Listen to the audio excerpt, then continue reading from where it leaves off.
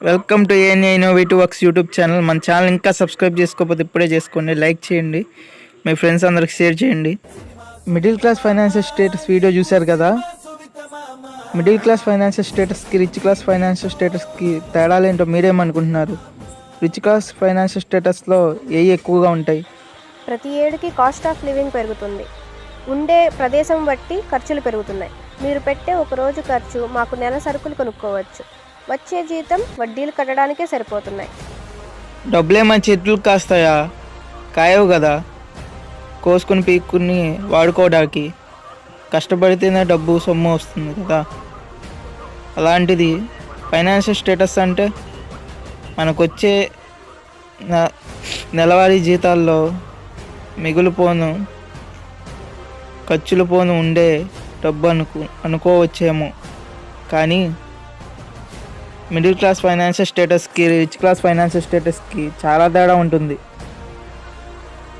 వాళ్ళకుండే డబ్బుతో వాళ్ళు పెట్టే పెట్టుబడులకి మనలాంటి వాళ్ళు ఉద్యోగులుగా చేరాల్సి వస్తుంది.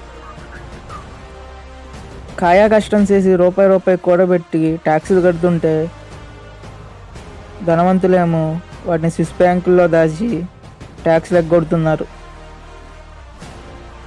బాబాయ్, మనమేమో డబ్బు కోసం నిరంతరం కష్టపడాలి, చెమట వచ్చాలి.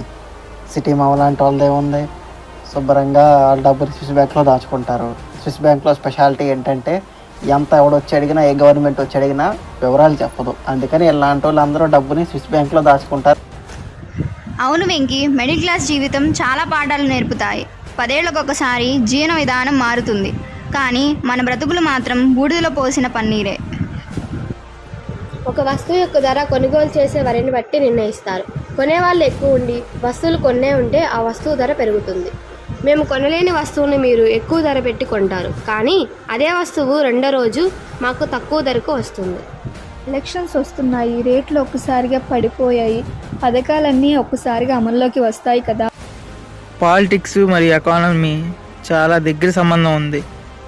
పాలిటిక్స్ మరియు ఎకానమీ, ఇన్ఫ్లేషన్ అంటే వచ్చే మార్పు. ఇప్పుడు సంవత్సరానికి మనం నెలకి ఒక 50,000 సంపాదిస్తున్నామంటే వచ్చే సంవత్సరానికి 60,000 పెరిగితే దాన్ని ఇన్ఫ్లేషన్ అంటున్నాం. కానీ ఎకానమీ అంటే ఏంటి? ఎకానమీ అంటే ఒక మధ్యతరగతి జీవితం బట్టి ఎకానమీ అనేది నిర్ణయిస్తారు. The average percent of middle class people per a month. ఎందుకంటే యావరేజ్గా తీయడానికి మిడిల్ క్లాస్ ఫైనాన్షియల్ స్టేటస్నే వాడతారు. ఎకానమీ అనేది మిడిల్ క్లాస్ ఫైనాన్షియల్ స్టేటస్కి రిచ్ క్లాస్ ఫైనాన్షియల్ స్టేటస్కి డిపెండ్ అయ్యి ఉంటుంది. ఇలా డిపెండ్ అవడానికి మెయిన్ రీజన్ ఏంటంటే దాని ప్రభావం అనేది చుట్టూ ఉన్న పరిస్థితులపై ఎప్పుడు ప్రభావితం చూపిస్తుంది. మనం చెప్పుకున్నట్టు బటర్ఫ్లై ఎఫెక్ట్లో కూడా ఒక చర్య జరిగితే ఆ చర్య ప్రతి చర్యగా మారి వేరే చోట ప్రభావం చూపిస్తుంది కదా. అలాగే ఇక్కడ కూడా ఒక చర్యకి ఇంకో చర్యకి ఇంటర్లింక్ కనెక్షన్ అనేది చైన్ రూపంలో ఎప్పుడు ఉంటానే ఉంటుంది. కాకపోతే మనం కనపడిపోయిన ఆ చైన్ రియాక్షన్ అనేది ఆటోమేటిక్గా అదే రివర్స్లో మనకు చూపిస్తూ ఉంటుంది. ఎకానమీ అనేది ఒక మధ్యతరగతి వాళ్ళ మీద డిపెండ్ అయ్యి ఉండదు, కానీ మిగతా వాళ్ళ మీద కూడా డిపెండ్ అయ్యి ఉంది. Everything is interlinked and make it work. Every ending there is a beginning. Thank you for watching. ఈ వీడియో మీకు నచ్చినట్లయితే లైక్ చేయండి, షేర్ చేయండి అండ్ సబ్స్క్రైబ్ చేసుకోండి. Thank you.